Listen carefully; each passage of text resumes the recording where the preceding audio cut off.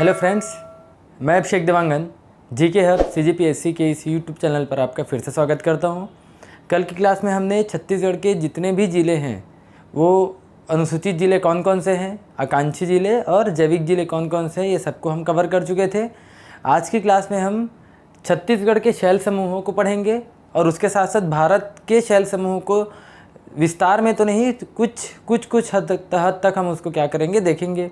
उसके साथ साथ शैल समूहों के साथ साथ आपको पहले चट्टान के बारे में भी जानना ज़रूरी है कि चट्टान पहले बना उसके बाद शैल समूह बना है, या शैल समूह पहले बना है उसके बाद चट्टान बना है, या शैल समूह ही चट्टान है। ये सभी चीज़ों को आज हम विस्तृत रूप से डिटेल से चर्चा करेंगे। ठीक है, तो चलिए शुरू करते हैं। देखिए, जब भी आप पढ़ रहे हैं याद रखिए, आज पूरी लगभग इसकी 2 से 3 वीडियो बनने वाली है। ये छत्तीसगढ़ के शैल समूह की पूरी डिटेल वीडियो बनने वाली है। इसको देख लीजिए, पूरे भारत के शैल समूह और उसके साथ साथ छत्तीसगढ़ के शैल समूह, सभी में जितनी भी आपको कन्फ्यूज़न है वो सभी आज क्लियर होने वाला है। ठीक है, देखिए पृथ्वी अगर आप देखेंगे तो पहली बात याद रखिए चट्टान। सबसे पहले देख रहे हैं चट्टान क्या है। चट्टान का याद रखिएगा एक अलग से वीडियो आएगा जब हम विश्व का भूगोल अभी शुरू किए हैं, उसमें अगर हम चट्टान पढ़ेंगे तो चट्टान किसे बोलते हैं। सबसे पहली बात आती है चट्टान। तो पृथ्वी जो आप अभी देख रहे हैं, जो पृथ्वी देखते हैं, तो पृथ्वी के 3 लेयर पाए जाते हैं। अगर हम पृथ्वी के लेयर बनाएं यहाँ पर, तो ये कुछ इस प्रकार से पृथ्वी के लेयर बनेंगे। ये पहला लेयर, ये दूसरा और ये तीसरा। ठीक है, पहला लेयर यहाँ पर कहलाता है, ये बोलते हैं आप इसको क्रस्ट। पहले को क्या बोलेंगे? क्रस्ट। दूसरे को आप बोलेंगे, याद रखिएगा, दूसरे को आप बोलेंगे मेंटल, और तीसरे को बोलते हैं आप कोर। ठीक है, पहले का नाम क्या है? क्रस्ट, दूसरे का है मेंटल और तीसरे का नाम क्या है? कोर। और इसी को हिंदी में बोलते हैं क्रस्ट को भूपर्पटी। हिंदी में क्या बोलेंगे? क्रस्ट को भूपर्पटी। और मेंटल को याद रखिएगा, इसको बोला जाएगा प्रवार, इसको बोलेंगे प्रवार। और याद रखिएगा कोर को बोला जाएगा, इसको कहा जाता है क्रोड। ठीक है, तो अगर आप देखेंगे पृथ्वी के कितने लेयर मिलेंगे आपको? 3 लेयर। पहला है क्रस्ट, दूसरा है मेंटल और तीसरा क्या है? कोर। ठीक है, तो याद रखिए ये जो हिस्सा है क्रस्ट वाला या भूपर्पटी, इसी हिस्से को कहा जाता है, याद रखिएगा, इसी हिस्से को आप कहेंगे चट्टान। इसी हिस्से को आप क्या बोलेंगे? चट्टान बोलेंगे। आ रहा है समझ में? तो क्रस्ट वाला हिस्सा या भूपर्पटी वाला हिस्सा ही क्या कहलाएगा? चट्टान कहलाएगा। अब इसी भूपर्पटी में ये जो क्रस्ट है उसी में आपको कुछ ऐसे पदार्थ मिलेंगे जो मुलायम है और ऐसे पदार्थ मिलेंगे जो कठोर है। तो अगर आप ये बोल सकते हैं चट्टान का डेफिनेशन कि भूपर्पटी में पाए जाने वाले कठोर तथा मुलायम खनिजों को ही या मुलायम पदार्थों को ही क्या बोला जाएगा? चट्टान कहा जाएगा। क्या बोल सकते हैं आप? इसकी परिभाषा क्या लिख सकते हैं? भूपर्पटी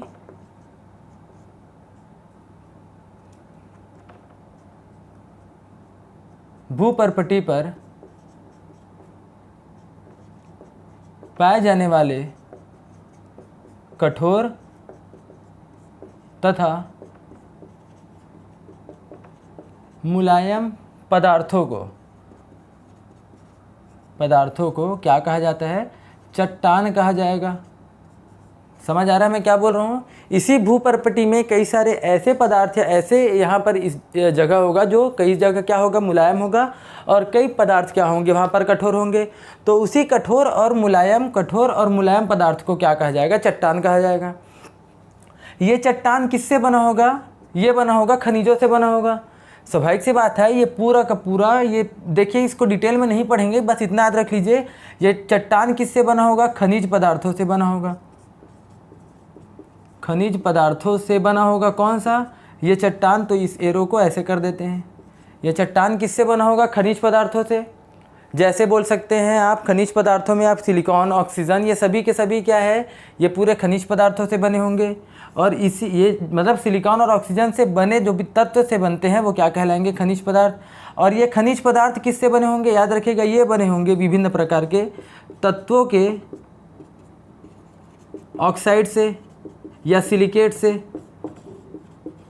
या कार्बोनेट, कुछ भी बोल सकते हैं। तो तत्व जब ऑक्सीजन से या सिलिकेट से क्रिया करते हैं तो खनिज पदार्थ बनाए, और यही खनिज पदार्थ आगे चलकर क्या हुए, या तो कठोर पदार्थ बने या क्या बने, मुलायम पदार्थ। तो यही कठोर और मुलायम पदार्थ ही क्या कहलाएगा, याद रखिएगा, ये कहलाता है चट्टान। समझ आ रहा है। तो पृथ्वी के कितने लेयर है, पृथ्वी के याद रखिएगा 2 लेयर है, 3 लेयर है। कौन कौन से, भूपर्पटी, प्रवार और कोड। तो भूपर्पटी वाले हिस्से को ही क्या कहा जाएगा, भूपर्पटी वाले हिस्से को आप कहेंगे, याद रखिए, आप उसको बोलेंगे चट्टान। तो चट्टान को देखेंगे तो आप चट्टान को 3 भागों में डिवाइड करते हैं। ऐसे देखा जाए तो चट्टान को आप कितने भागों में डिवाइड कर रहे हैं, 3 भागों में। पहला है आग्नेय चट्टान, पहला क्या है, आग्नेय चट्टान। और दूसरा याद रखिएगा, दूसरा है अवसादी चट्टान, दूसरा है अवसादी चट्टान। और तीसरा याद रखिएगा, तीसरा है कायांतरित चट्टान, या इसी को बोला जाता है रूपांतरित चट्टान, कायांतरित या फिर रूपांतरित चट्टान। देखिए समझिए आग्नेय, अवसादी और कायांतरित में क्या है। ऐसा चट्टान, अभी हम पूरे शैल समूह को पढ़ेंगे तब समझ आ जाएगा कि आग्नेय चट्टान कैसे बना है। अभी केवल इतना याद रखिए, ऐसे चट्टान जो आग से बने हैं, आग मतलब लावा से बने हैं, लावा के ठंडे होने से बने हैं, आग या लावा के ठंडे होने से या ठंडा होने से जो चट्टान बना है वो क्या कहलाएगा, आग्नेय चट्टान। और ऐसा चट्टान, जैसे मान लीजिए ये एक चट्टान है, ये पहले से एक चट्टान है, और इसी चट्टान के टूटने फूटने से एक नया, यहाँ पर जैसे इसके अवसाद जो है वो टूट फूट कर यहाँ पर जमना शुरू हो जाएंगे धीरे धीरे धीरे धीरे। और धीरे धीरे जमने से, या इसके अपर्दन, अपर्दन मतलब होता है अवसादों का जमना, तो अवसादों के अपर्दन से यहाँ पर अवसादों के जमाव से एक नया चट्टान बनेगा।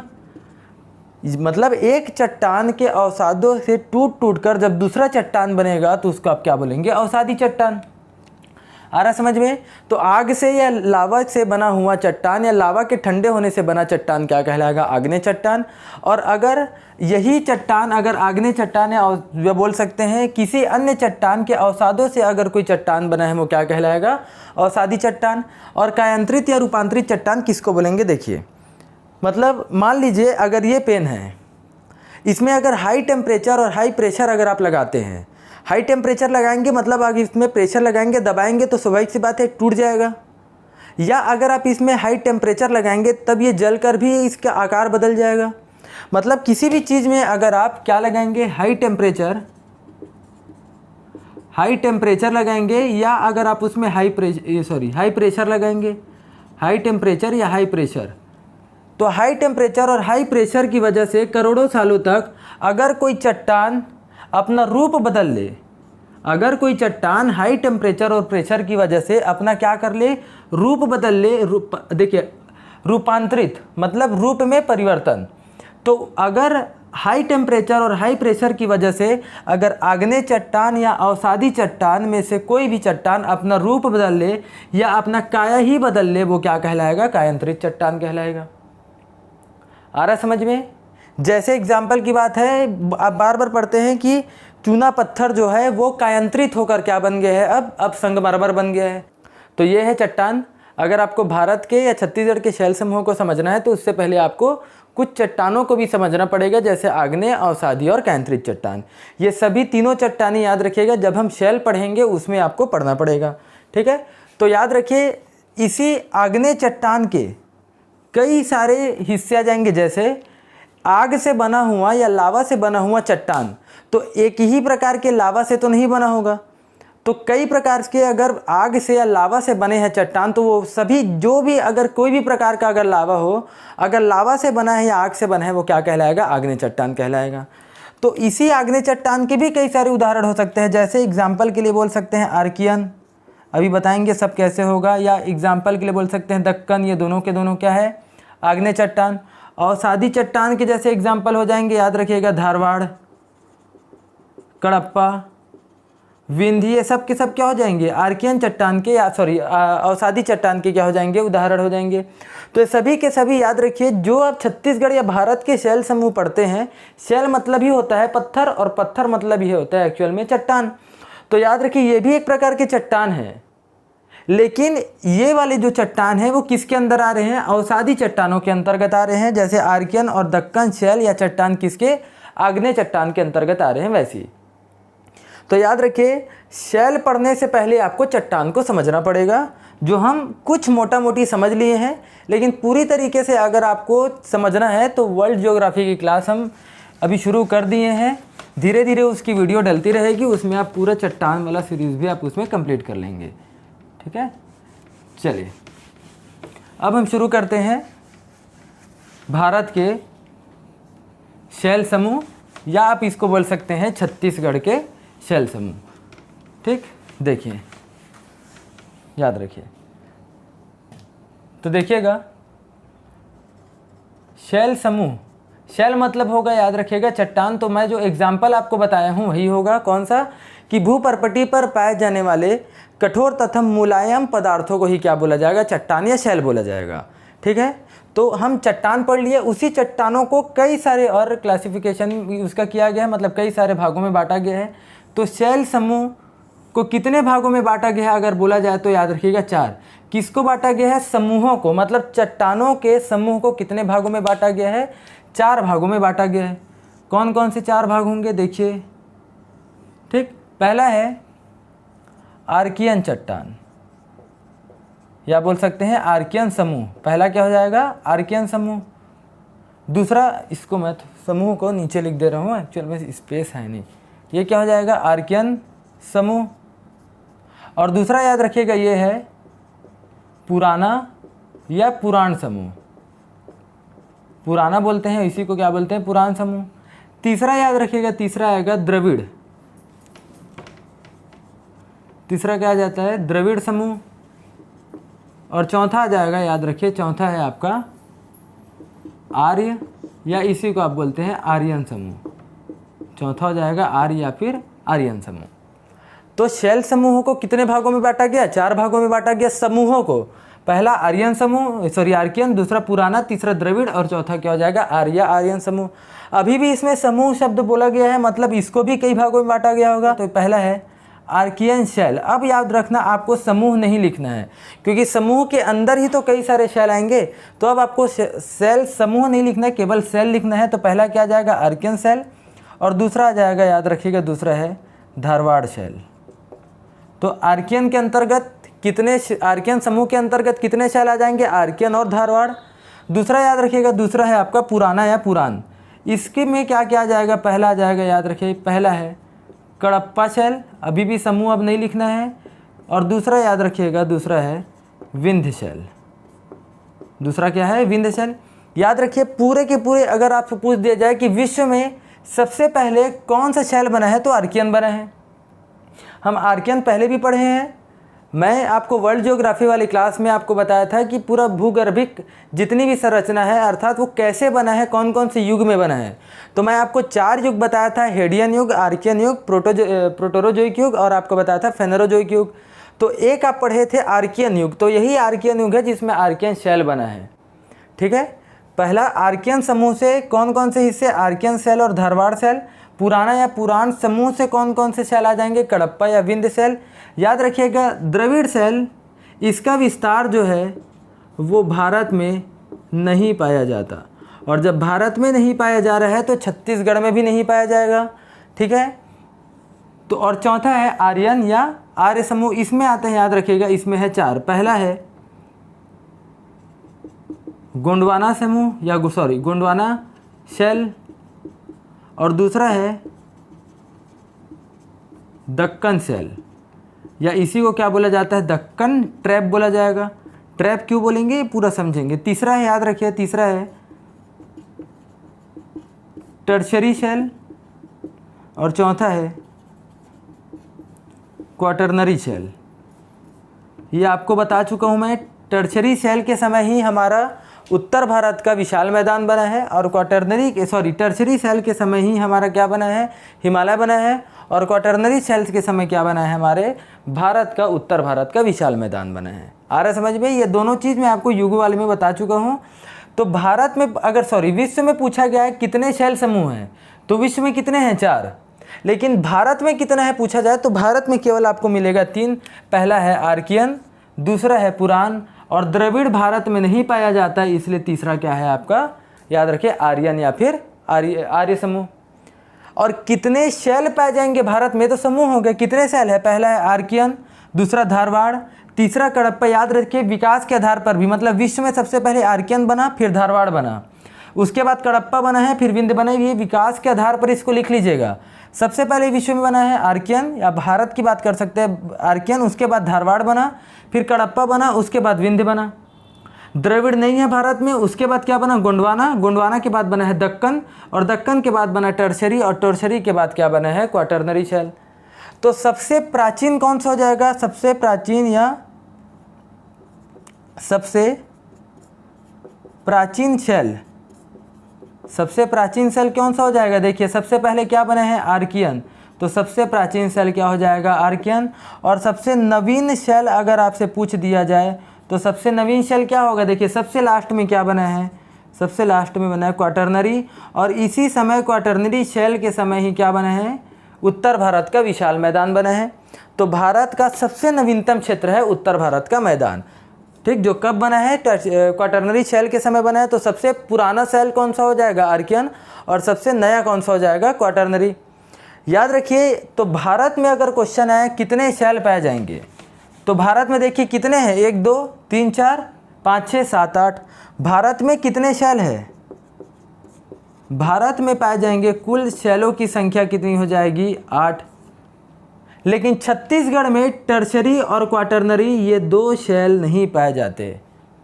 छत्तीसगढ़ में टर्शरी और क्वाटरनरी नहीं मिलेंगे, मतलब आर्कियन, धारवाड़, कडप्पा, विंध्य, गोंडवाना और दक्कन ही मिलेगा।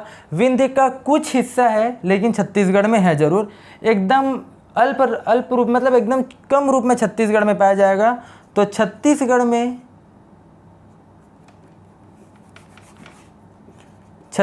में कितने शैल है अगर आपसे बोल दिया जाए, तो टर्शरी क्वाटरनरी को निकाल दीजिए, आ जाएगा 6। आ रहा है समझ में। तो पहला है पूरे के पूरे याद रखिएगा, समूहों में आर्कियन समूह, पुराण समूह, द्रविड़ समूह और आर्यन समूह। और ये टोटल कितने होंगे, टोटल है 8 है, याद रखिए, क्योंकि द्रविड़ तो नहीं है हमारे यहाँ। टोटल कितने शैल है, 8, जो भारत में मिलेंगे। और छत्तीसगढ़ में कितना शैल मिलेगा, 6 मिलेगा। टर्शरी और क्वाटरनरी ये छत्तीसगढ़ में नहीं पाए जाते। ये है शैल समूह जो हमारे पूरे विश्व में 4 प्रकार के हैं, और भारत में कितने प्रकार के हैं, 3 प्रकार के हैं। द्रविड़ नहीं मिलेगा आपको भारत में, ठीक। तो चलिए पहला शुरू करेंगे हम आर्कियन शैल से। आर्कियन समूह के अंतर्गत पहला शुरू करेंगे आर्कियन शैल। देखिए इसको रटने का नहीं है, ये पूरा समझते चले जाइए, आपको समझ आ जाएगा कि कैसे बना है, कैसे हुआ है, और इसमें क्यों जीवाश्म नहीं मिलेंगे, क्यों बना है आर्कियन, ये सब आपको समझ आ जाएगा, ठीक है। चलिए पहला हेडिंग, पहला है आर्कियन शैल समूह के अंतर्गत पहला क्या पढ़ेंगे हम, आर्कियन शैल, ठीक है। देखिए ऐसा कहा जाता है कि आज से करोड़ों वर्ष पूर्व, या बोल सकते हैं अरबों वर्ष पूर्व, मैं आपको बताया था पृथ्वी की, अभी तक बोल सकते हैं पृथ्वी का अब आयु कितना है, मैं आपको बताया था पृथ्वी का आयु लगभग 14.6 अरब वर्ष पूर्व है। लगभग उस समय से बोल सकते, उतना पुराना तो नहीं है, लेकिन उसी समय की बात है। पृथ्वी लगभग आग का एक गोला थी। आज से अरबों वर्ष पहले पृथ्वी क्या थी, पूरी की पूरी एक आग का गोला थी। जैसे जैसे पृथ्वी जो है ठंडा होते गया, मैं क्या बोल रहा हूँ, पृथ्वी क्या था, आग का गोला। पृथ्वी आग का गोला मतलब सभी तरफ पृथ्वी में, पूरे के पूरे सभी तरफ पृथ्वी के पर क्या थे, आग ही आग थे। एक समय ऐसा आया, धरातली क्रियाएं हुई, इस समय ऐसी परिस्थितियां बन गई कि आग जो है, मतलब पृथ्वी जो है वो धीरे धीरे ठंडा होना शुरू हो गया। अब यहाँ पर क्या होगा, पृथ्वी जो है, एक समय ऐसी क्रियाएं हुई जैसे पृथ्वी धीरे धीरे ठंडा होना शुरू हो गया। और कोई भी चीज़ अगर जलते रहेगा और जलने के बाद अगर आप उसको ठंडा करेंगे तो वो वस्तु क्या हो जाएगी, ठंडी होकर बहुत ही कठोर हो जाएगी। जैसे आप इस पेन को मान लीजिए आप जला रहे हैं, मान लो जल रहा है, ये लावा है, धीरे धीरे आप इसका टेम्परेचर जो है वो कम करते जाएंगे, मतलब ये ठंडा होते जाएगा। जैसे जैसे ठंडा होते जाएगा वैसे ये लिक्विड फॉर्म में है, अभी लावा है तो मैग्मा है, तो जैसे ही ये ठंडा होते जाएगा वो पूरा का पूरा जमना शुरू हो जाएगा, जमना शुरू होगा। जमते जमते इसका सबसे ऊपरी हिस्सा तो यहाँ पर एक लेयर बनेगा, जमने के बाद सबसे ऊपरी लेयर तो बनेगा, और पृथ्वी का सबसे ऊपरी लेयर बन गया। जमा जैसे ही पूरे के पूरे लावा जमते चले गई, लावा जमने के बाद पृथ्वी का पूरा ऊपरी लेयर बन गया। तो ऊपरी लेयर को आप क्या बोलते हैं? भूपर्पटी बोलते हैं। तो जैसे ही पृथ्वी आग का गोला थी वो धीरे धीरे ठंडा होना शुरू हुआ, वो जमने के बाद या ठंडा होने के बाद किसका निर्माण करती है? भूपर्पटी का, जिसको आप क्या बोलते हैं? क्रस्ट का निर्माण करती है। समझ आया? तो पृथ्वी के ठंडा होने के बाद, या पृथ्वी आग का गोला थी, ठंडा हुआ, ठंडा होने के बाद किसका निर्माण हुआ? याद रखिए, भूपर्पटी का निर्माण हुआ। और यही भूपर्पटी में ही तो क्या मिलेगा आपको? चट्टान मिलेगा। यही भूपर्पटी में आपको क्या मिलेगा? मैं आपको बताया था चट्टान कहाँ मिलेंगे? भूपर्पटी में। तो यही चट्टान है, या इसी शेल जो यहाँ पर बना है, वही शेल या वही चट्टान किस नाम से जाना जाता है? आर्कियन शेल के नाम से। ठीक है। तो पृथ्वी जब आग पूरा की पूरी आग थी, तो जब वो ठंडा हुआ तो क्या बना? क्रस्ट बना या भूपर्पटी बना। और इसी भूपर्पटी में ही मिलेगा आपको चट्टान या शेल। तो जो जमा हुआ जो चट्टान है, जो लावा जो जम गया, वो कौन सा शेल बना, कौन सा चट्टान बना? नाम क्या पड़ा उसका? Archean shell. ठीक है। कौन से युग में बना है मैं ये आपको नहीं बताऊंगा, आपको मैं युग वाले चैप्टर में विश्व के भूगोल में बता चुका हूँ कि इसको प्री कैम्ब्रियन युग में बनाया गया था, बता चुका हूँ मैं। हेडियस, आर्कियन और आपका हेडियन, आर्कियन और प्रोटेरोजोइक, ये तीनों युगों को मिलाकर कहा जाता है प्री कैम्ब्रियन युग। और इसी प्री कैम्ब्रियन युग में, याद रखिए मैं लिख देता हूँ, आप देख लीजिएगा, डिटेल देखना है तो। प्री कैम्ब्रियन युग, इसी प्री कैम्ब्रियन युग में किसका निर्माण हुआ है? इसी आर्कियन शेल का निर्माण हुआ है। आ रहा समझ में? तो प्री कैम्ब्रियन युग के समय किसका निर्माण हुआ है? आर्कियन शेल का निर्माण हुआ है। तो अगर पृथ्वी, मान लीजिए ये पूरा का पूरा पृथ्वी है, मान लो ये वाला स्थान, तो पृथ्वी के चारों तरफ ही तो पूरे के पूरे आग जल रहे होंगे, और जब ठंडा हुआ होगा तो चारों हिस्सा ही पूरा ठंडा हुआ होगा, और ठंडा होकर पृथ्वी के चारों तरफ ही जाकर क्या हो गए होंगे? लावा जम गए होंगे। समझ रहे हैं मैं जो बोल रहा हूँ? तो पृथ्वी के हर हिस्से में, चाहे आप आज नीचे समुद्र देख रहे हैं, या समुद्र के यहाँ पर अगर आप स्थल देख रहे हैं, चाहे आप समुद्र के सतह की बात करें या आप सामान्य सतह की बात करें, याद रखिए पहले स्थलीय क्षेत्र बना है, और स्थलीय क्षेत्र बनने के बाद समुद्र बना है। मैं वर्ल्ड ज्योग्राफी की क्लास में बताया हूँ कि स्थल के बनने के बाद कैसे महासागर बने हैं। तो पहले स्थल बना, उसके बाद क्या बना है? समुद्र बना है। तो समुद्र के नीचे भी तो कहीं ना कुछ यहाँ पर आपको स्थल मिलेगा। तो जब पृथ्वी ठंडा होती चली गई, तो जैसे ही क्रस्ट बना है और भूपर्पटी बना, तो पृथ्वी का पूरा 100% क्षेत्र में पहले क्या था? लावा था। जमा होगा तो 100% क्षेत्र में ही तो जमा होगा पूरा का पूरा लावा। तो लावा जमने के बाद क्या बना है? आर्कियन शेल बना है। तो आप ये बोल सकते हैं कि पृथ्वी के पूरे क्षेत्र में आपको क्या मिलेगा? पृथ्वी के संपूर्ण क्षेत्र में आपको क्या मिलेगा? आर्कियन मिलेगा। पृथ्वी के संपूर्ण क्षेत्र में आपको क्या मिलेगा? संपूर्ण क्षेत्र में आर्कियन पाया जाता है। आर्कियन पाया जाता है। पृथ्वी के संपूर्ण क्षेत्र में क्या मिलेगा? आर्कियन मिलेगा। और आर्कियन के ऊपर ही, जैसे मान लीजिए आर्कियन बन गया, और आर्कियन जैसे मान लीजिए ये वाला हिस्सा है आर्कियन का, और ये भी हिस्सा रहा होगा आर्कियन, ये भाई ऐसे तो रहे होंगे ना कुछ इस प्रकार से उबड़ खाबड़ ऐसा। तो आर्कियन के अवसाद धीरे धीरे जमकर यहाँ पर टूट फूट कर जमना शुरू हो गए, और जमते चले गए, और कई करोड़ों वर्षों तक यहाँ पर एक नया चट्टान बना होगा। तो ये है आर्कियन, और आर्कियन के अवसाद ही टूट टूट कर नए नए चट्टान बनाते चले गए। यहाँ पर अवसाद जमते जमते यहाँ पर एक नया चट्टान बना, और इस कोई भी नया चट्टान का नाम होगा, चाहे वो धारवाड़ होगा, कड़प्पा, विंध्य, बाद में देखेंगे। तो एक नया चट्टान बना है, नया शेल बना। तो ये किसके ऊपर बना है? देखिए ये तो आर्कियन के ऊपर ही बना है। मतलब आप ये बोल सकते हैं कि आर्कियन चट्टान पूरे के पूरे सभी चट्टानों का क्या बनाती है? आधार बनाती है। मतलब जितने भी चट्टान आपको मिलेंगे वो सभी के सभी आर्कियन चट्टान के ऊपर ही रहेंगे, अर्थात आर्कियन शेल सभी चट्टानों का या सभी शैलों का क्या बना रही है? का आधार बनाती है। सभी शैलों का क्या बनाती है? आधार बनाती है। कौन सा? आर्कियन शैल। समझ आया क्यों? अब देखिए, मैं आपको बताया था, शुरुआत में अभी बताया हूँ, चट्टान 3 प्रकार से है, आग्नेय, अवसादी और कायांतरित। जो चट्टान आग से बना है या लावा से बना है वो क्या कहलाएगा? आग्नेय चट्टान। तो ये किससे बना है? देखिए, ये भी तो आग पहले था ना, पृथ्वी, आग ठंडा हुआ है, मतलब आर्कियन शैल भी किससे बना है? आग से बना है, इसलिए आर्कियन शैल आग्नेय चट्टान का उदाहरण है। इसलिए आपको मैं चट्टान पढ़ा रहा था, क्योंकि बीच सभी में आएगा कि कौन सा शैल कौन से चट्टान का उदाहरण है। तो आर्कियन शैल आग्नेय चट्टान का उदाहरण है। और उस समय तक याद रखिएगा, पृथ्वी में उस समय तक, आर्कियन शैल के समय तक पृथ्वी में जीवों का विकास नहीं हुआ था। और चूंकि उस समय जीवों का विकास नहीं हुआ था, इसीलिए भाई जब जीव ही नहीं होंगे तो क्या इस आर्कियन शैल के अंदर में आपको जीव के अंश मिलेंगे? क्या नहीं मिलेंगे। इसीलिए याद रखिएगा, आर्कियन शैल में जीवाश्म का अभाव होगा। जीवाश्म का अभाव होगा। किसमें? आर्कियन शैल में जीवाश्म का अभाव होता है। क्यों? क्योंकि उस समय जीवों का विकास ही नहीं हुआ था। आ रहा समझ में? अब देखिए, ये बना कब से है? लगभग ये बना है प्री कैम्ब्रियन युग में।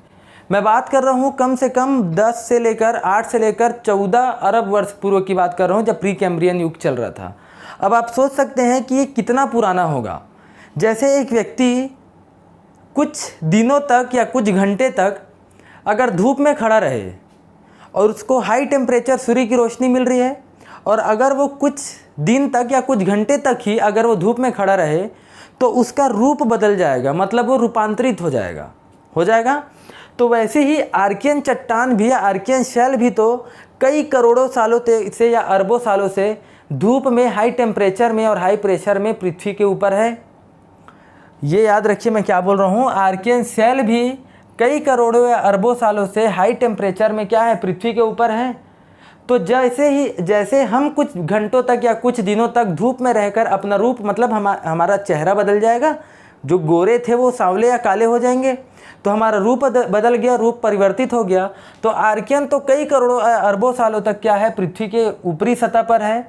और हाई टेम्परेचर की वजह से आर्कियन जो है, याद रखिएगा मैं क्या बोल रहा हूँ, आर्कियन हाई टेम्परेचर या हाई प्रेशर की वजह से आर्कियन चट्टानों का क्या हो चुका है? रूपांतरण हो चुका है। ठीक है? किसकी वजह से? हाई टेम्परेचर बोल सकते हो, हाई प्रेशर, एटमॉस्फेयर, ये सब की वजह से आर्कियन शैल अब अपना रूप बदल चुका है। अब आपको आर्कियन जैसा दिखाई नहीं देगा। अब आपको आर्कियन, याद रखिएगा, कई प्रकार से, जैसे आप ग्रेनाइट के रूप में आर्कियन को देखेंगे। आप आर्कियन को आप किस रूप में देखेंगे? ग्रेनाइट के रूप में देखेंगे। याद रखिएगा, ग्रेनाइट के अलावा आप इसको नीस, या इसको कई लोग नाइस भी बोलते हैं। ठीक है? ग्रेनाइट, नीस, याद रखिए, मैं इसके आपको फोटो इमेज में दिखा दूंगा, आपको स्क्रीन में दिखा दूंगा कि ग्रेनाइट कैसे दिखेगा, नीस या नाइस कैसे दिखेगा। तीसरा शिस्ट, मतलब अब ये याद रखिए, ये जो आर्कियन है, अब वो आपको ग्रेनाइट आर्कियन के रूप में ना दिखाई देकर अब आपको ग्रेनाइट, नीस, वही ग्रेनाइट जिसका कलर ग्रे होगा, जो ग्रे कलर का, जिसका यूज़ आप घर की दीवारों में लगाने के लिए ग्रेनाइट के यूज़ करते हैं, वो ग्रेनाइट और कुछ नहीं, वो आर्कियन ही है। अर्थात आर्कियन शैल जो है वो अपना रूप परिवर्तित करके क्या बन चुका है? वो बन चुका है ग्रेनाइट, और ग्रेनाइट का कलर होता है ग्रे। या बोल सकते हैं आर्कियन एक और रंग में पाया जाता है जिसका नाम है बेसाल्ट, और बेसाल्ट का कलर होता है भूरा। तो मतलब आर्कियन के रंग में भी क्या हो चुका है? परिवर्तन हो चुका है। कई पहाड़ी स्थानों पर जाएंगे तब आपको चट्टानों का कलर काला दिखाई देगा, और वही काला कलर, याद रखिएगा, वो आर्कियन ही है। मतलब आर्कियन अब अपना रूप बदलकर नीस में या नाइस या सिस्ट या ग्रेनाइट के रूप में परिवर्तित हो चुकी है। तो जैसा आर्कियन पहले था, अब वो वैसा न रहकर ग्रेनाइट, नीस और सिस्ट के रूप में अब आपको दिखाई देगा। इतना समझ आ रहा है? तो आर्कियन में आपको क्या क्या याद रखना है? याद रखिए, पृथ्वी एक आग का गोला थी, जब ठंडा होते चले गई तो भूपर्पटी का निर्माण हुआ, ऊपरी लेयर बना होगा। जैसे भाई एक एग्जाम्पल के लिए समझिएगा, दूध को अगर आप गर्म करेंगे, दूध को गर्म करने के बाद वो गर्म है, जैसे पृथ्वी गर्म है, ये भी तो लिक्विड फॉर्म में होगा, गर्म होगा तो लावा, पृथ्वी के अंदर मैग्मा होगा। जैसे ही दूध ठंडा होता है, दूध के ठंडा होने के बाद उसमें एक मलाई जम जाएगा, वहाँ पर एक लेयर जम जाएगा। तो लेयर, वही लेयर पृथ्वी के ऊपर भी तो कुछ ना कुछ जमा होगा। तो जैसे आप उसको मलाई बोलते हैं, वैसे किसको, दूध के ऊपरी लेयर को ठंडा होने के बाद, वैसे ही लावा जैसे ही ठंडा हुआ तो उसके ऊपरी लेयर को आपने क्या कह दिया, भूपर्पटी कह दिया। ठीक है। और भूपर्पटी में ही क्या मिलेंगे आपको, शेल मिलेंगे। मैं आपको अभी बताया हूँ चट्टान में। तो कौन सा शेल बना है, आर्कियन शेल बना है। कौन से युग में बना है, प्री कैम्ब्रियन युग में। तो जैसे ही ठंडा हुआ होगा, पूरे के पूरे पृथ्वी में जमा होगा, तो पृथ्वी के संपूर्ण क्षेत्र में आर्कियन मिलेगा। और आर्कियन शेल सभी शैलों का क्या बनाती है, आधार, क्योंकि इसी के ऊपर ही अन्य शैल आएंगे। आग्नेय चट्टान का उदाहरण है, क्योंकि आग से बना है। और चूंकि इस समय जीवों का विकास नहीं हुआ था, इसलिए इसमें जीवाश्म का अभाव होगा। आर्कियन शेल का याद रखिए, करोड़ों वर्षों तक, अरबों वर्षों तक ये वैसी के वैसी पड़ा रहा। इसलिए हाई टेम्परेचर और हाई प्रेशर या एटमॉस्फेयर की वजह से ये अपने रूप को बदल चुका है, काया को बदल चुका है, या रूपांतरित या कायांतरित हो चुका है। इसलिए अब ये ग्रेनाइट, नीस और सिस्ट के रूप में अब आपको दिखाई देगा। ठीक है, ये है आर्कियन। आ रहा समझ में। देखिए, इसको मैं हटा रहा हूँ यहाँ तक। ठीक है। देखिए, इसके अलावा आपको इसमें और क्या याद रखना है, समझिए। जब कोई भी चीज़ आप गर्म करेंगे, जैसे मान लो यही एक एग्जांपल की बात करें, ये वाला, ये उतना कठोर नहीं है। क्यों, क्योंकि इसके ऊपर वाले हिस्से, ये अंदर तो खोखला ही है। इसको अगर आप ज़ोर से दबाएंगे या मान लीजिए हथौड़े से तोड़ेंगे तो ये आसानी से टूट जाएगा। लेकिन अगर आप इसी चीज़ को, जैसे एग्जाम्पल की बात है पॉलीथीन को अगर आप जलाकर उसको ठंडा करेंगे तब वो बहुत कठोर हो होगा।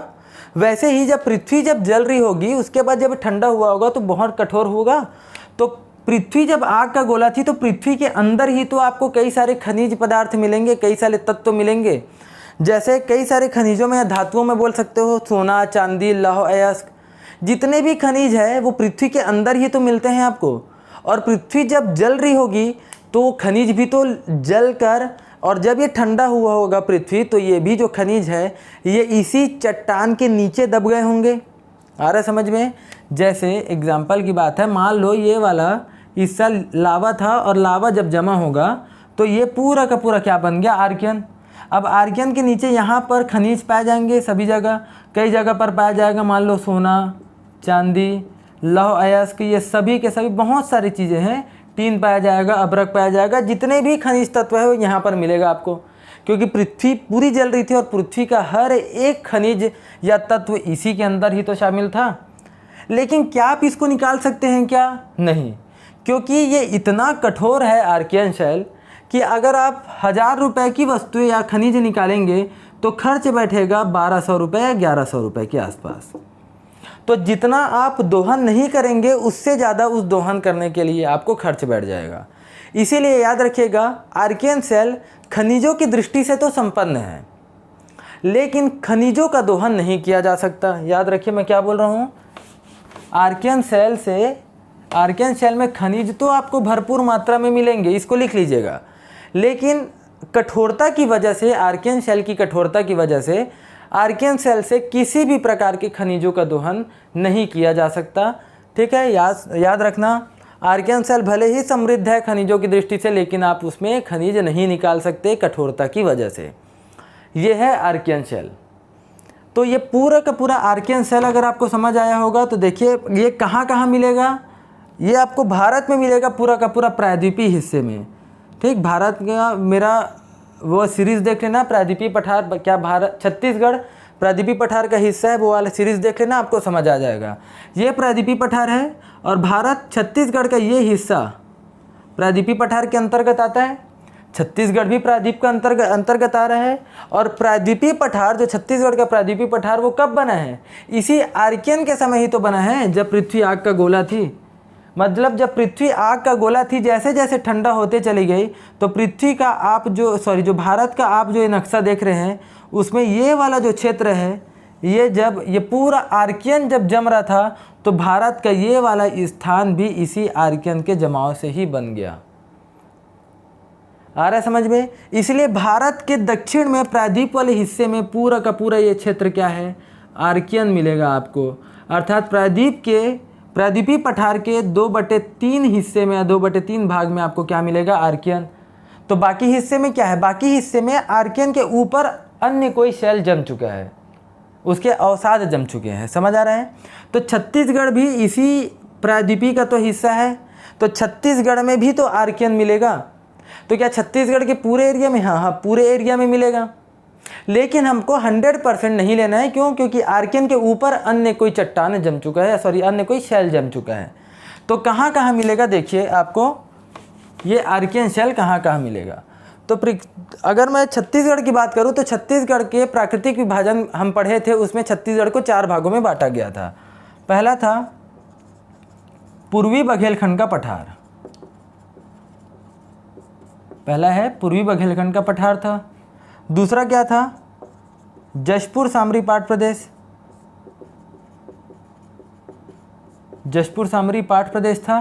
तीसरा क्या है, महानदी बेसिन या छत्तीसगढ़ का मैदान, तीसरा है महानदी बेसिन। और चौथा याद रखिएगा, चौथा है दंडकारण्य पठार। ठीक, तो इसका विस्तार देखिए कहाँ कहाँ होगा। पूर्वी बघेलखंड के पठार में रेड में जो लिखा हूँ याद रखिएगा, रेड वाला जो भी मैं लिखा हूँ ये सब के सब है आर्कियन। तो रेड कहाँ कहाँ पर है, देखिए पूर्वी बघेलखंड के पठार का ये जो रेड है, याद रखिए अंबिकापुर वाला हिस्सा पूर्वी बघेलखंड में आता है। सरगुजा का कौन सा हिस्सा पूर्वी बघेलखंड में नहीं आता, मैं बता चुका हूँ, सीतापुर वाला क्षेत्र और मैनपाट वाला क्षेत्र और बलरामपुर का सामरी और कुसमी तहसील। मतलब ये क्षेत्र जो है ऐसे बोल सकते हैं, ऐसे ये कुछ इस प्रकार। ठीक है, पुरानी वीडियो देख लेना। तो पूर्वी बघेलखंड के पठार का केवल अंबिकापुर वाला क्षेत्र याद रखिए इसके अंतर्गत आएगा। मतलब अंबिकापुर वाले क्षेत्र में बस क्या मिलेगा आपको, आर्कियन मिलेगा। ठीक है, दूसरा जशपुर सामरी पाट प्रदेश में देखेंगे तो देखिए कौन सा जशपुर सामरी पाट प्रदेश के अंतर्गत आ जाएगा। पहला ये देखिए ये वाला स्थान है, ये है आपका बलरामपुर का सामरी, कौन सा, सामरी तहसील या सामरी लिख सकते हैं, बस चलो सामरी तहसील लिख लो, वहाँ पर मिलेगा। और पूरा का पूरा जशपुर वाले क्षेत्र में, मतलब जशपुर पाट वाले क्षेत्र में मिलेगा। जशपुर पाट में ही है ना, पंडरा पाट के नीचे जशपुर पाट है। तो ये स्थान है पूर्वी बघेलखंड के पठार के अंबिकापुर में, जशपुर सामरी पाट प्रदेश के सामरी तहसील और जशपुर पाट वाले क्षेत्र में मिलेगा। महानदी बेसिन में देखिए कहाँ कहाँ पर मिलेगा, जीपीएम में क्या लिखा हूँ मैं, ये जीपीएम में मिलेगा, याद रखिएगा पेंड्रा में मिलेगा। मुंगेली में आपको मिलेगा लोरमी वाले क्षेत्र में, मुंगेली में कहाँ, लोरमी। कवर्धा में आपको मिलेगा पंडरिया, कहाँ कहाँ, पहला है पेंड्रा, उसके बाद मुंगेली में लोरमी, और ये वाला है कवर्धा का कौन सा, पंडरिया। 3 स्थान हुआ। और चौथा याद रखिएगा बिलासपुर का कोटा, कोंटा नहीं है, कोटा है, याद रखिए। कौन कौन सा, पेंड्रा है जीपीएम में, लोरमी है मुंगेली में, पंडरिया है कहाँ, कवर्धा में, और कोटा है बिलासपुर में। मतलब ये 4 जिलों में क्या मिलेगा आपको, आर्कियन मिलेगा। उसके अलावा और कहाँ मिलेगा, याद रखिए महानदी बेसिन के अंतर्गत, महानदी बेसिन के अंतर्गत पूरा ये क्षेत्र आता है, महानदी बेसिन 3 संभाग। तो महानदी बेसिन के अंतर्गत और कहाँ मिलेगा आपको, देखिए ये वाला गरियाबंद, ये गरियाबंद है। गरियाबंद के ऊपर ये वाला क्या है, राजिम, राजिम के नीचे यहाँ पर आपको मिलेगा धमतरी, और धमतरी के बाद यहाँ बालोद में आपको मिलेगा डोंडी लोहारा, डोंडी लोहारा। तो इतने याद रखना, इतने महानदी बेसिन के इतने क्षेत्रों में आपको क्या मिलेगा, आर्कियन मिलेगा। पूर्वी बघेलखंड के पठार का अंबिकापुर, जशपुर सामरी पाट प्रदेश वाले में आपको मिल जाएगा सामरी तहसील और जशपुर वाला क्षेत्र मिल जाएगा जशपुर पाट। महानदी बेसिन में ये मिलेंगे 4 और ये मिलेगा, आप देख लेना। और चौथा आता है दंडकारण्य का पठार। हम जो देख रहे हैं वो याद रखें पूरे 33 जिलों के अनुसार देख रहे हैं, जिसमें 5 नए जिले शामिल है, बीएमसी, भरतपुर, मनेन्द्रगढ़, चिरमिरी, शक्ति, सारंगगढ़, बिलाईगढ़, मोहला मानपुर और केसीजी मतलब खैरागढ़, छुई खदान और गंडई, ये 5 जिले इसमें शामिल हैं। तो दंडकारण्य में कहाँ कहाँ मिलेगा आर्कियन, दंडकारण्य में मिलेगा, पहला मिलेगा आपको कांकेर में, कहाँ मिलेगा, कांकेर में। कांकेर के बाद आपको मिलेगा, याद रखिए, ये नारायणपुर में, नारायणपुर शहर में। उसके बाद आपको मिलेगा कोंडागांव, उसके बाद आपको कहाँ मिलेगा, कोंडागांव। कोंडागांव के बाद दंतेवाड़ा, दंतेवाड़ा। उसके बाद आपको कहाँ मिलेगा, बीजापुर। तो 5 ज़िले में कुछ कुछ विस्तार है किसका, आर्कियन का, ठीक है। और ये जितना भी क्षेत्र आप देख रहे हैं, तो ये पूरे के पूरे याद रखिएगा, क्वेश्चन आया कि छत्तीसगढ़ के कितने प्राकृतिक प्रदेश में पाया जाएगा, तो 4 में मिलेगा आपको। भले ही कम कम है लेकिन पूरे के पूरे हिस्से में है। और यही आर्कियन शेल छत्तीसगढ़ के कुल क्षेत्रफल में या कुल क्षेत्रफल के कितने प्रतिशत में, 50% हिस्से में क्या है, याद रखिए, इसका विस्तार है। तो छत्तीसगढ़ के कितने प्रतिशत क्षेत्रों में मिलेगा आर्कियन, 50% क्षेत्रों में मिलेगा, याद रखिए, ठीक है। तो 50% पे कौन, यही सब आएंगे, याद रखिएगा। तो ये हिस्से होगा, तो छत्तीसगढ़ के चारों प्राकृतिक प्रदेश में आपको मिलेगा आर्कियन। पूर्वी बुंदेलखंड में भी, जशपुर सामरी में भी, महानदी बेसिन में भी और दंडकारण्य के पठार में भी। यह है आर्कियन शेल जो छत्तीसगढ़ में आपको मिलेगा। तो आर्कियन शेल में हम किसी भी खनिजों का या पदार्थों का दोहन नहीं कर सकते। क्यों, समझ आ गया, कठोरता की वजह से, ठीक है। चलिए सेकंड देख रहे हैं, धारवाड़। सेकंड देख रहे हैं धारवाड़ शेल। धारवाड़ किसका हिस्सा है, अभी बताए थे, धारवाड़ है आर्कियन शेल या आर्कियन शेल समूह का ही हिस्सा है। आर्कियन समूह में कौन कौन से शेल आएंगे, आर्कियन समूह में आएंगे धारवाड़, आर्कियन आएगा और आ जाएगा आपका धारवाड़। तो आर्कियन तो देख लिए हैं, अब सेकंड देखते हैं धारवाड़ शेल। सेकंड है धारवाड़ शेल, ठीक है। देखिए ये कैसे बना है, बस इतना समझिए आप, जैसे देखते जाइए। मैं क्या बोला, पृथ्वी के पूरे क्षेत्र में क्या बन गया है, आर्कियन, और पूरे के पूरे सभी शैलों का क्या बनाएगी, आधार। तो मान लो यहाँ पर ये वाला स्थान कुछ ऐसे, ये मान लो ये बना होगा आर्कियन, ये क्या होगा, आर्कियन। ये मान लो पृथ्वी का एक भूपर्पटी वाला स्थान है, और यहाँ पर पूरे के पूरे क्षेत्रों में आपको यहाँ पर क्या मिल रहा है, ये देखिए, ये पूरा का पूरा आपको मिलेगा आर्कियन। ये क्या है, एक एग्जांपल के लिए मान लीजिए है आर्कियन, ठीक है। अब आर्कियन भाई, अगर कोई भी पत्थर है या कोई भी चीज़ है, वो क्या, वो टूटेगा फूटेगा नहीं, टूटेगा ही।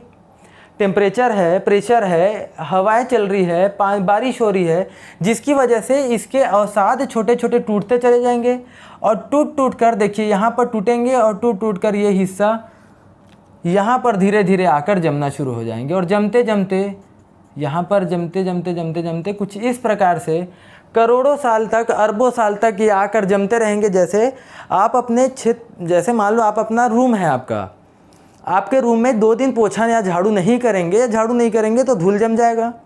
1 महीना मत कीजिए, धूल जो है वो लेयर धूल का जो है जो जम रहा है वो मोटा हो जाएगा। 1 साल मत कीजिए, पोछा या झाड़ू लगाने में दिक्कतें होंगी क्योंकि ऊपर से जम गया रहेगा। 10 साल मत कीजिए, तब तो और समस्या हो जाएगी। 100 साल मत कीजिए, तो 100 साल में तो वो जो धूल है वो पूरा जम जाएगा। मतलब जो आपका जो नीचे जो टाइल्स लगा है वो टाइल्स जो है वो काला हो जाएगा, और ऊपर जो है वो ऊपर एक लेयर जम जाएगा 100 सालों में। और जब ये 100 सालों में इतना हो जाएगा, तो सोचिए ये तो अरबों सालों तक ऐसी हो रहा है। अरबों सालों तक इसमें आके धूल, ये अवसाद जो है या इसके कंकड़ पत्थर आकर यहाँ पर जमते चले जा रहे हैं। और जैसे ही इस पे जमते जमते ये जब कठोर हो गए, तब एक नया शैल बना, और उस शैल का नाम है धारवाड़ शैल। कैसा शैल बना है, नया शैल, जिसका नाम क्या है, धारवाड़ शैल। तो धारवाड़ शैल का निर्माण कैसे हुआ है, याद रखिएगा, निर्माण हुआ है उसका आर्कियन, ये पूरा का पूरा क्या है, आर्कियन है। तो इसका निर्माण कैसे हुआ है, आर्कियन चट्टानों के या आर्कियन शैल के अपर्दन से। अपर्दन का मतलब होता है अवसादों के जमाव से। किसका निर्माण हुआ है, धारवाड़ शैल का निर्माण हुआ है। अब आप देखिए, जब ये हिस्सा टूटता रहा होगा आर्कियन का, तो आर्कियन में भी तो यहाँ पर आपको क्या मिलेगा, यहाँ आर्कियन के अंदर भी तो कई सारे क्या होंगे, खनिज होंगे। तो जब पत्थर टूट कर जम रहा होगा, तो स्वाभाविक सी बात है खनिज भी तो टूट टूट कर यहाँ पर जमेंगे कुछ इस प्रकार। जब पत्थर टूटकर जमेगा तो आर्कियन के अंदर पाए जाने वाले खनिज भी तो टूट टूट कर यहाँ पर जमते चले जाएंगे। अब यहाँ पर देखिए, आर्कियन कठोर था, आर्कियन के अवसाद से बना है धारवाड़। तो आर्कियन तो पूरा का पूरा कठोर पत्थर था जो लावा से बना था, और इसके छोटे छोटे टुकड़े से बना है धारवाड़। मतलब ये बोल सकते हैं कि धारवाड़ जो है, धारवाड़ शेल अपेक्षाकृत किससे, आर्कियन से अपेक्षाकृत क्या है, कम कठोर है। अपेक्षाकृत कम कठोर है किससे, आर्कियन से।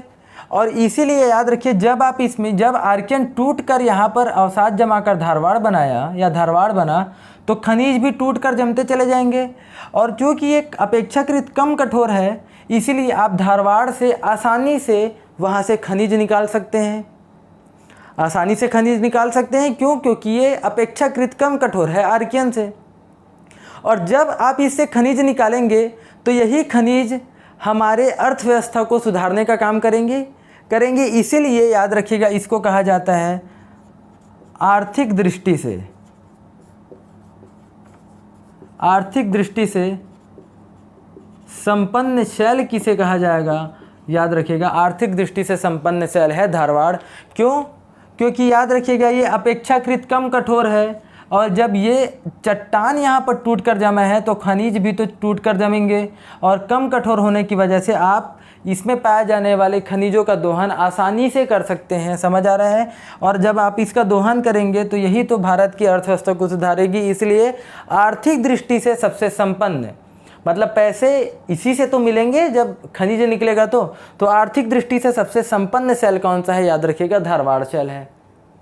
ठीक है, जैसे मैं आपको बताया था कि आर्कियन आग से बना है, इसलिए क्या है, आग्नेय चट्टान है। और विश्व में सबसे पहले आग से कौन बना है, यही बना है आर्कियन। इसलिए विश्व का प्रथम आग्नेय चट्टान कौन सा होगा, आर्कियन चट्टान होगा। और इसी आग्नेय चट्टान से या आर्कियन चट्टान से टूट टूट कर क्या बना है, धारवाड़ बना है। तो किसके अवसाद से बना है, आर्कियन के। तो आप धारवाड़ को क्या बोल सकते हैं, अवसादी चट्टान बोल सकते हैं। ये क्या है, एक अवसादी चट्टान का उदाहरण है। तो विश्व में सबसे पहले कौन सा चट्टान बना या शैल बना, विश्व में सबसे पहले बना है आर्कियन। और आर्कियन के बाद ही विश्व में सबसे पहले कौन सा बना, अवसादी। भाई टूट कर क्या बना है, धारवाड़ बना है उसके अवसाद से। इसलिए धारवाड़ को क्या बोलते हैं, प्रथम अवसादी चट्टान। विश्व का प्रथम अवसादी चट्टान, मैं पूरे विश्व की बात कर रहा हूँ। प्रथम अवसादी चट्टान कौन सा हो जाएगा, धारवाड़ हो जाएगा। और इसमें कौन कौन से खनिज मिलेंगे आपको मुख्य रूप से, इसमें आपको मुख्य रूप से खनिज मिलेगा लौह अयस्क, ठीक है, टीन, अभ्रक, सोना, चांदी एक्सेट्रा, कई सारे इसमें आपको मिलेंगे। याद रखिएगा, ऐसा नहीं है कि ये आर्कियन में नहीं मिलेंगे, आर्कियन में भी मिलेंगे, लेकिन कठोरता की वजह से आप उसको नहीं निकाल पा रहे हैं। लेकिन हम धारवाड़ उससे कम कठोर है और ये बना आर्कियन से ही है, इसलिए आप इससे निकाल रहे हैं। आ रहा समझ में? तो छत्तीसगढ़ के कौन कौन से क्षेत्र में आपको मिलेगा, याद रखिएगा। धारवाड़ शैल का नाम क्यों पड़ा है, क्योंकि सबसे पहले इसको कर्नाटक राज्य के कौन से, धारवाड़ जिले में, कर्नाटक राज्य के धारवाड़ जिले में सबसे पहले क्या इसको खोजा गया, इसलिए इसका नाम क्या पड़ गया है, धारवाड़ शैल। कर्नाटक राज्य के धारवाड़ जिले में सबसे पहले इसको खोजा गया, इस शैल को, इसलिए इसका नाम क्या पड़ गया, धारवाड़ शैल। तो ये कहाँ पर मिलेगा, जो भी ब्लू टिक आपको दिख रहा है वहाँ पर मिलेगा आपको धारवाड़। ठीक है, तो कहाँ कहाँ होगा देखिए, ये भी आपको छत्तीसगढ़ के क्या सभी प्राकृतिक प्रदेश में मिल रहा है, देखिए, देखते जाइए। नहीं, सभी जगह पर ये नहीं मिलेगा। देखिए मैं बताते जा रहा हूँ। पहला कहाँ कहाँ इसका विस्तार होगा, देखते जाइए। पहला पूर्वी बघेलखंड का पठार, पूर्वी बघेलखंड का पठार, यहाँ पर क्या है देखिए, पूर्वी बघेलखंड के पठार के हिस्से में पूरा ये वाले से लेके पूरा यहाँ तक आ रहे हैं। तो पूर्वी बघेलखंड के पठार में जो आर और वी दिख रहा है, तो आर और वी में आ जाएगा रामानुजगंज तहसील है, और वी से आ जाएगा वाड्रफ नगर, वी से क्या आ जाएगा, वाड्रफ नगर। ठीक है, बलरामपुर वाला क्षेत्र, जिला आप देख लीजिएगा। तो 2 स्थानों पर मिलेगा पूर्वी बघेलखंड के पठार में। दूसरा है जशपुर सामरी पाठ प्रदेश। तो जशपुर सामरी पाठ प्रदेश में याद रखिए जो धारवाड़ है वो नहीं पाया जाता। इम्पॉर्टेंट है, याद रखिएगा, जशपुर सामरी पाठ प्रदेश वाले क्षेत्र में धारवाड़ नहीं मिलेगा। तीसरा है महानदी बेसिन, या आप इसको क्या बोलते हैं, छत्तीसगढ़ का मैदान। तो महानदी बेसिन में देखिए कहाँ कहाँ मिल रहा है ये, याद रखिए सबसे पहले मिलेगा ये पंडरिया, कवर्धा का पंडरिया वाला क्षेत्र। और दूसरा याद रखिएगा कवर्धा में खुद मिलेगा, पंडरिया में, कवर्धा में। उसके साथ साथ याद रखिएगा बलौदा बाजार का कसडोल, बलौदा बाजार का कौन सा, कसडोल। उसके अलावा नीचे आएंगे तो आपको मिलेगा ये वाले क्षेत्र में, मोहला वाले क्षेत्र में। ठीक है, तो याद रखिए महानदी बेसिन में केवल 4 तरफ मिलेगा, पंडरिया, कवर्धा, कसडोल और आपको मिलेगा मोहला वाले क्षेत्र में। चौथा आएंगे आप कहाँ पर, दंडकारण्य वाले क्षेत्र में, दंडकारण्य का पठार। दंडकारण्य के पठार वाले क्षेत्र में आएंगे तो केवल और केवल याद रखिए 2 जगह पर मिलेगा आपको, दंतेवाड़ा में और आपको मिलेगा यहाँ पर ये वाला है जगदलपुर, बस्तर में है जगदलपुर।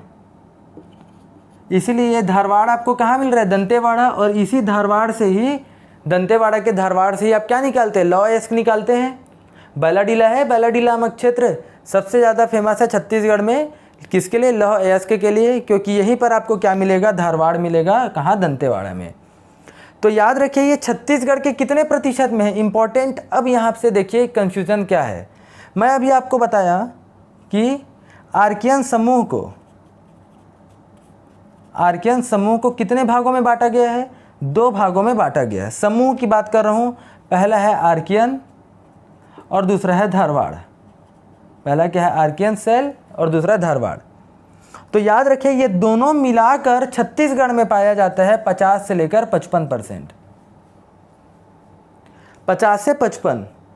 और इसमें से आर्कियन मिलेगा आपको लगभग 50% के आसपास, और धारवाड़ आपको मिलेगा केवल 3 से 4% ही आपको मिलता है छत्तीसगढ़ में धारवाड़। तो क्वेश्चन जो आता है, इसलिए आपको बुक में धारवाड़ कितने प्रतिशत में पाया जाता है ये कहीं पर भी नहीं लिखा मिलेगा, क्योंकि धारवाड़ एक्चुअल में है किसका, आर्कियन समूह का ही हिस्सा है। इसलिए आर्कियन समूह को ही दे दिया जाता है बुक में कि 50% पाया जाएगा। तो 50% केवल और केवल आर्कियन नहीं है, 50 से 55% में आर्कियन के अलावा आपको क्या मिलेगा, धारवाड़।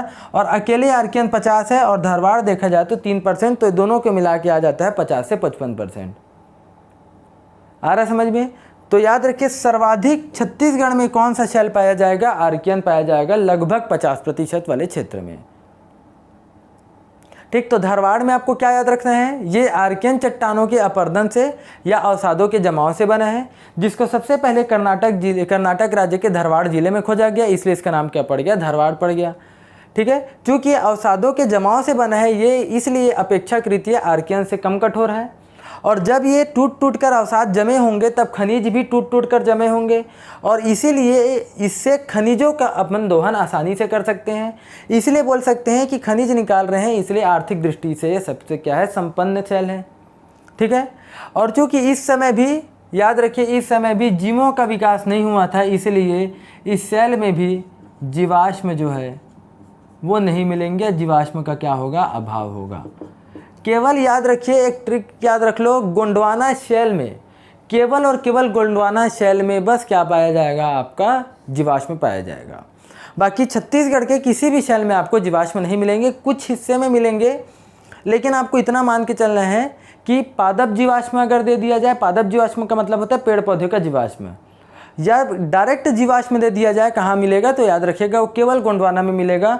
बाकी हर छत्तीसगढ़ के प्रत्येक शैल में जीवाश्म का अभाव होगा, चाहे वो धारवाड़ हो, चाहे वह आपका आर्कियन हो, चाहे कड़प्पा हो, चाहे विंध्य हो, कोई भी हो, गोंडवाना में बस क्या मिलेगा, आपको जीवाश्म मिलेगा।